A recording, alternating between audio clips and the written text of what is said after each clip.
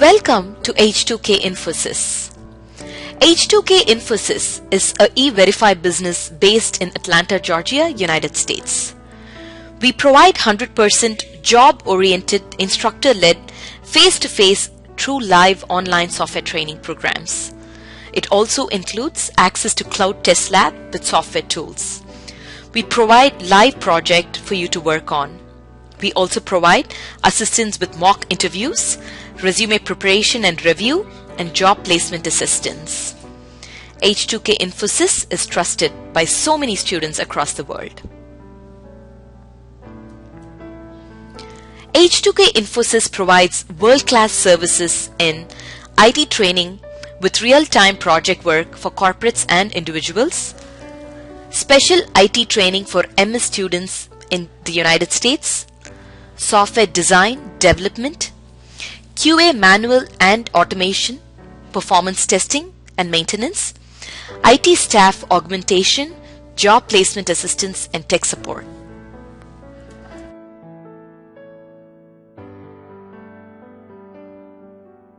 So JBoss internally uses Tomcat web server.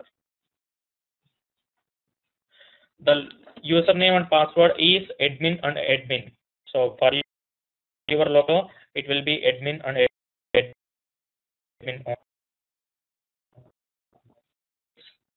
And log into the console.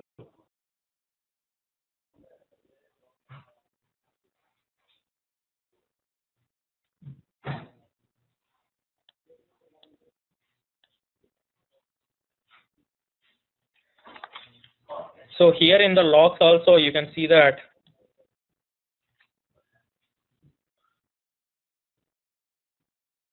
let us verify for some JNDIs. Here you can see that the JNDI session register base binding the following entries in global JNDI. So this is a service which has registered with global JNDI. So once it has registered with the global JNDI, you can easily access based on the name, and your application server can get the object from the memory and provide you the direct access for the object. So once you have logged in, on the left side you can see a tree structure, and on the right side it will show you all the information related to the link. So the JBoss application server, and here the first 5, it is used to specify the applications. That is the first one. And the next one is resources. Resources, nothing but all your services, applications. You can have EJB 2.x application, EJB 3.x application, enterprise application, web application, or any kind of stuff. Click on any of the links.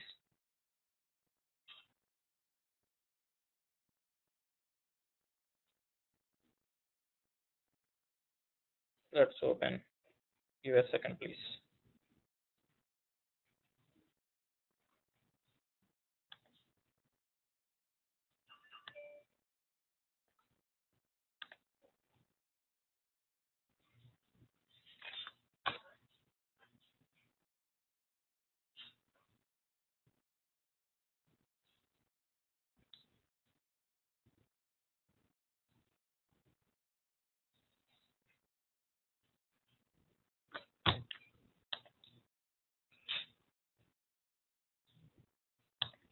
JBoss application server, not a web server.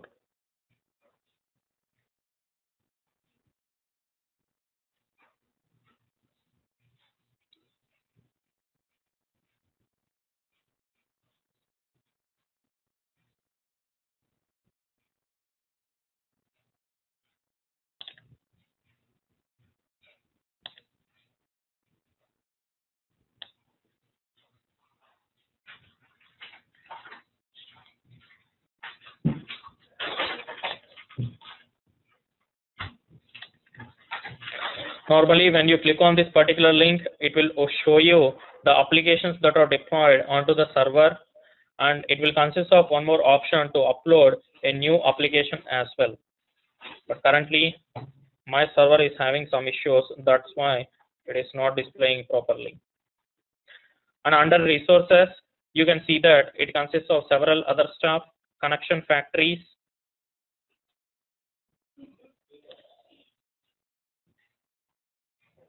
data sources, and JMS destinations. The data source is the one which is used to configure actual data source onto the application server, and the JMS destinations which is used to configure the JMS destination or the JMS provider information onto the application server.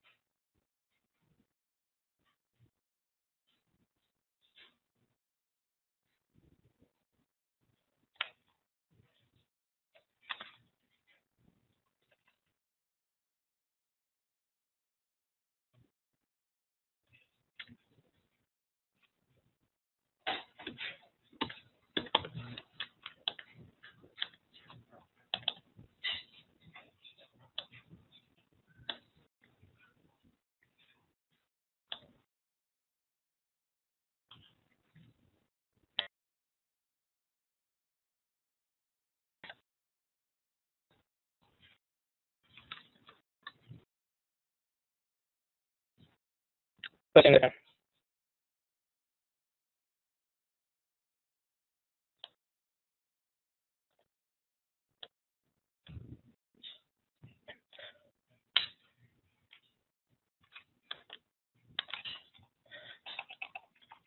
once you have configured the data source, the application server, you just need to use the JNDI classes to access the data source. Normally, you'll use the classes that are available in Java X.naming.star. The startup class for that is context. Java X.naming.context so is initial context. These are the two important classes. The first one is and the next one is the implementation class. So these are the two important ones which are required for JNDI access. You just need to know only about these two classes only.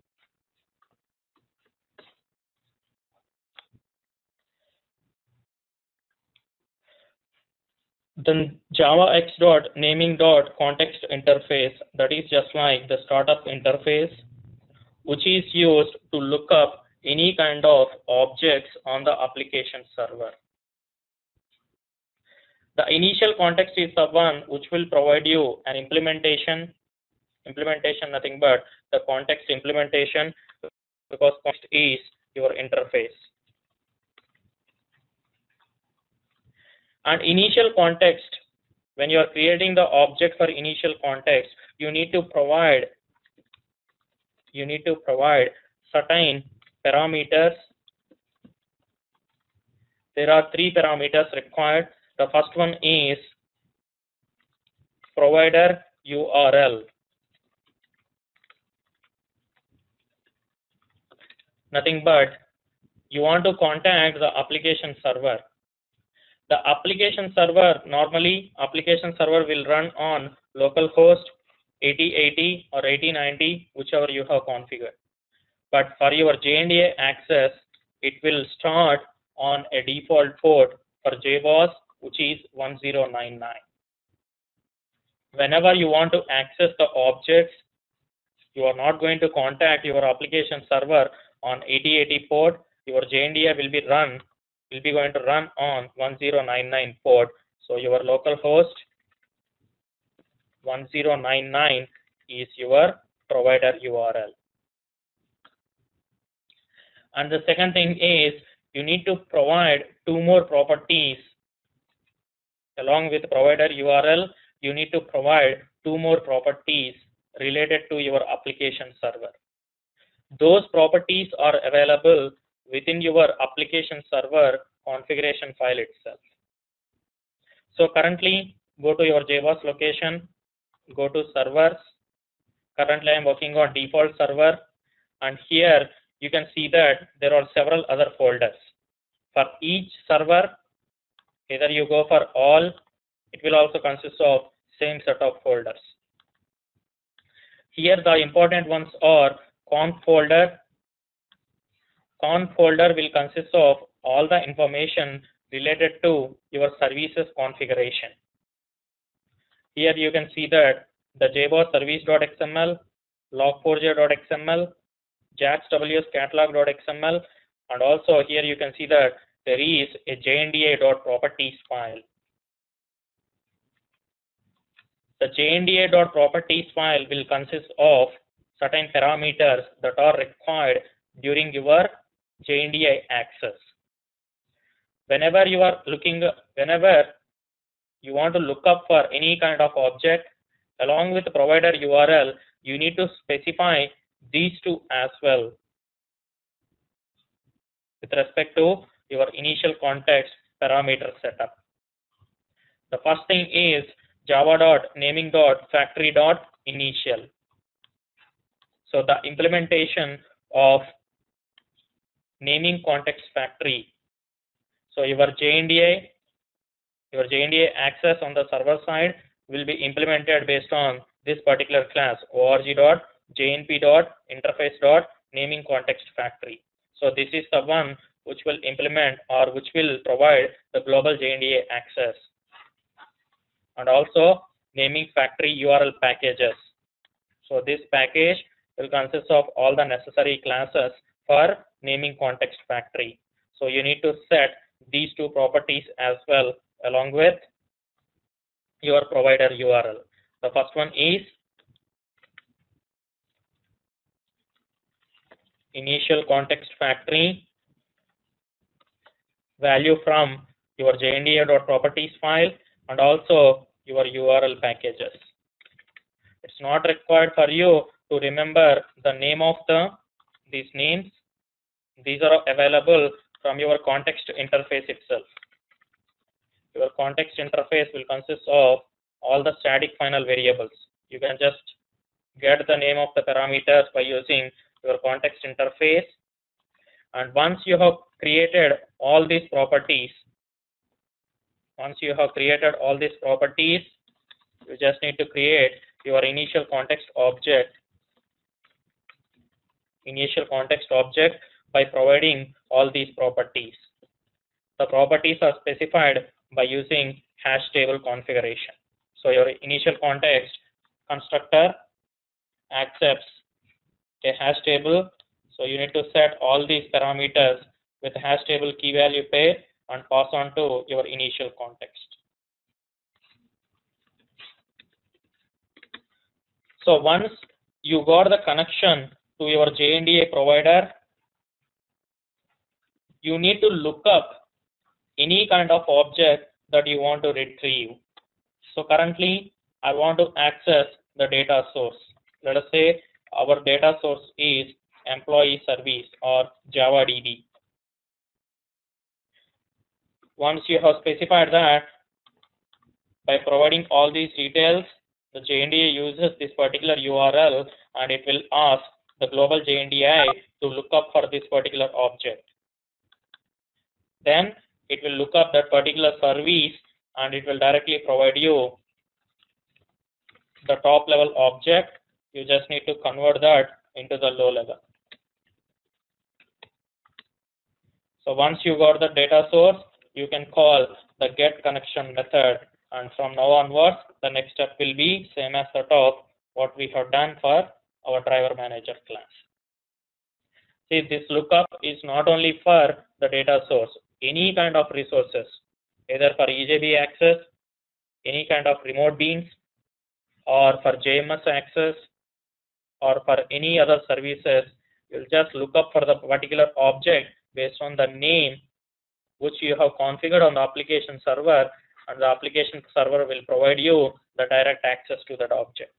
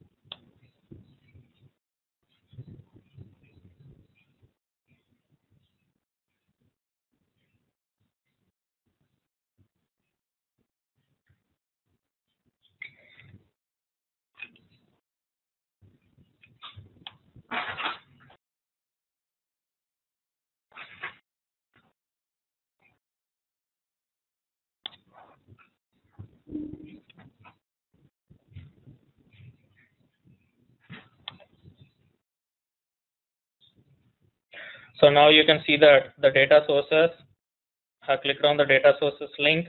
Here you can see that there are two data sources available. The first one is default data source and the next one is MySQL underscore service.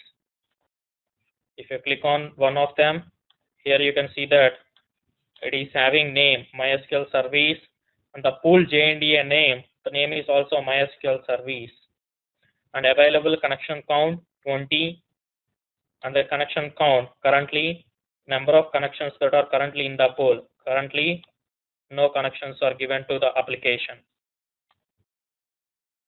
Go to metrics. In metrics you can see the different number of counts that are used by your application. You can see the number of connections available and the total connections, maximum in use connection, and the connection created or destroyed count. We'll come back to that 1 second, Vijay.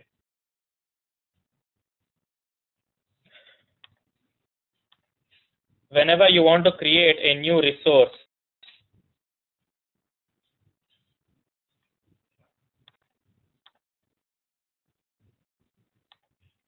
local data source, here you can see that there is add a new resource. You can just verify what kind of database that you are using or what kind of a transaction that you are using, either it is XA data source or no transaction data source. Based on your requirement, go to that particular option, click on add a new resource, select some template, either you are going for Oracle or default. Currently I am selecting default and click on continue. Here you can configure all the properties that are required for your database access. The JNDI name which you are going to use to access the data source, and the database details, username, password, minimum pool size, maximum pool size, JDBC driver class, give the fully qualified name of the JDBC driver, and also the connection URL which we have used with respect to our database access, just like JDBC : MySQL : localhost : 3306 / JavaDB. The remaining all of them, verify all the properties. Normally we won't touch any of these properties until and unless it is required. Leave it as is. Those are all defaults.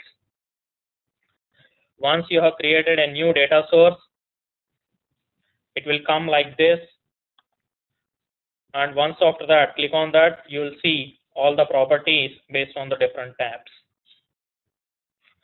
But the pool JNDI name which you have configured, that is an important one, because based on this only you are going to access the data source, or you are going to get the data source based on the JNDI using this name only.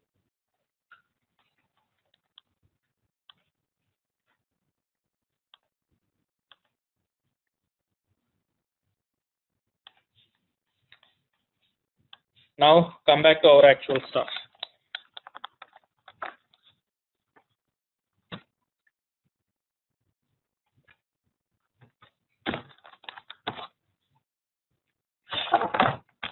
JMS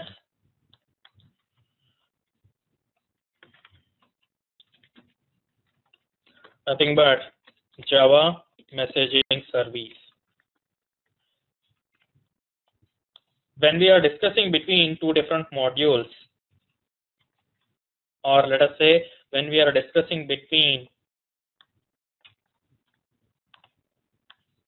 source module and destination module, just like the yesterday's example, the provisioning team and the activation team. The provisioning team will perform all the required provisioning operation, configuring all the information for the telephone number, and it will send the request to the activation team to activate the telephone number. Let us say the provisioning team, it is using JBoss application server, and the activation team, it is also using JBoss application server. So both are using JBoss application server. Then it's not required for them to write a web service mechanism and contact based on a web service, because both are working on the same platform. So communication between two different systems can also happen based on a middleware layer.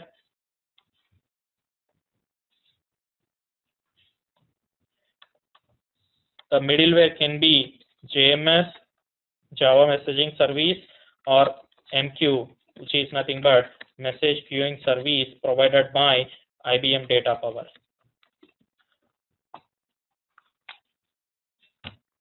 Normally, when both source and destination, here it's not the client and server communication. Normally, when both source and destination are using same kind of application server or same kind of communication mechanisms, same kind of platforms or languages, and they'll prefer to use JMS instead of going for web services or any other mechanism. Or let us say your business team has defined that the communication instead of web server, we can just contact it locally so that the latency between the system or latency on the network will get reduced and the traffic will be somewhat faster. Then you can go for JMS communication, because the communication happens within the LAN connection. You can easily contact the other module across the LAN connection or across the network, because both are available under the same LAN area. The difference between JMS and MQ. See, JMS is also used for messaging service and your MQ is also used for messaging service. The first thing is MQ is a paid one. It was provided by IBM, and they are supposed to use one external thing, which is Data Power, to configure the message handling. That means between source and server, your Data Power will sit at this layer. Your Data Power will sit at this layer, and they are going to monitor all the requests or responses, whatever our source or destination is sending. That means your Data Power has the capability of logging the messages or monitoring the messages or monitoring the communication. One more advantage with Data Power is, let us say this guy is sending some information to this guy, and let us say he is sending the date in the format of YY, DD, MM.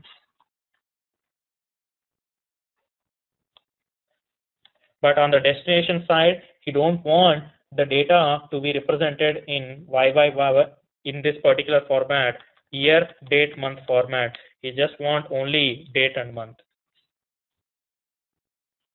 Or he want in a different way, DD, MM, and YY.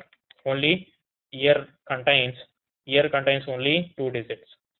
So the manipulation of this particular kind of stuff, it also can be done at the Data Power level. So your Data Power has the capability of manipulating the information or the messages based on certain configurations. They'll use XSLT or XSL, which is used for transformation kind of stuff. They'll convert the message, whatever that they have received, and they'll convert into the actual format, and they'll send it to the server side. The second thing is, your Data Power has the capability of validating the XML messages. Let us say this guy is sending the data in terms of XML format. Both are agreed to certain XSD or certain valid XML format. Then instead of sending the request directly to the to the destination, your Data Power has the capability of validating the XSD, and it can generate some error response and send it back to the source, specifying those error details. And one more advantage is, you can easily track whether the message has been sent by the source or not, whether it has received by the destination or not. Your Data Power it will log each and everything, whatever that was happened between source and destination. But the disadvantage is it is a paid version, and companies, they won't prefer to use this kind of mechanism until and unless it is exclusively required.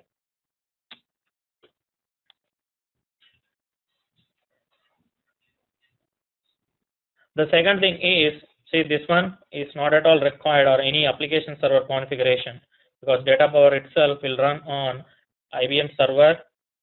It is not at all related to source or destination. Nothing needs to be done from source or destination side. They just need to use whatever the information that these guys will give. They'll just give some kind of queue details where this guy can put the message, and they will transfer the message to this guy, and this guy process the request message, and again send it back to the server. Nothing but Data Power. This will forward the response back to the source. It will just act just like a message broker between source and destination. Chris? But, yep. Sorry to interrupt. Why do we need this broker? I mean, like the interface. Why do we need to have this kind of a middleware which requires? Yeah, I have explained 4 scenarios, right? But the usage. So does it always do the reverse also? Yeah. Because once I request for the capability. I'm sorry? Yeah, it has the capability of doing in the response as well. So whenever the module 1 requests, it remembers that it has to go back to the module 1 from module 2, right? Exactly. It will maintain a session between module 1 and module 2. Okay. Is that real time? Yep. Okay. And the second way of communication is based on the JMS Java messaging service, which is exclusively based on your Java language. So here there won't be any middleware. You are going to configure the JMS onto the application server itself. Here on the left side, the source can be an application, or it can be a standalone client, or you can write a normal GUI web-related application as well, and you can contact the other side. But on the right side, the JMS, the Java messaging service, it was supposed to be configured onto the application server by your administrator. Just now only we have seen about the JMS destinations. This is the one which is used to configure our JMS.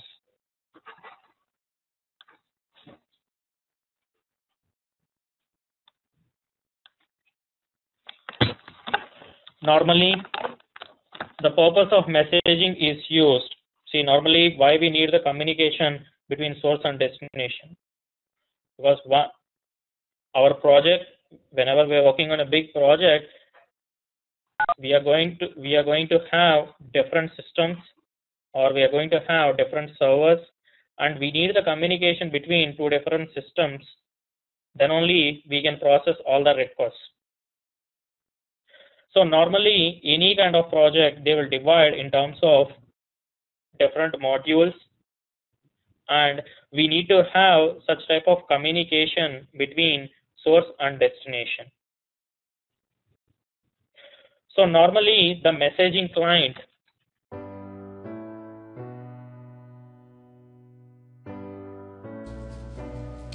So many of our students have given testimonials on how our training programs are. You will find them on kudzu.com and on our website H2Kinfosys.com. On our website H2Kinfosys.com, you will also find more detailed information on who we are, the courses that we offer, what each course covers. Also, if you're interested in a demo program, please register on our homepage on the left-hand side. Just give us more information about yourself and we will send you a link for a demo class. The demo class is absolutely free. experience our commitment by just attending an orientation workshop at no cost. Our team of faculty and advisors are here to guide you with the right information.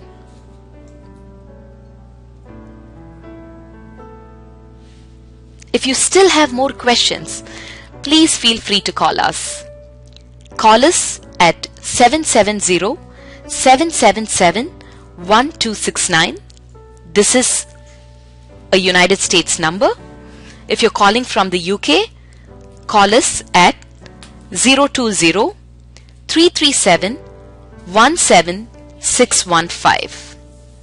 You can also email us at training@h2kinfosys.com or h2kinfosys@gmail.com.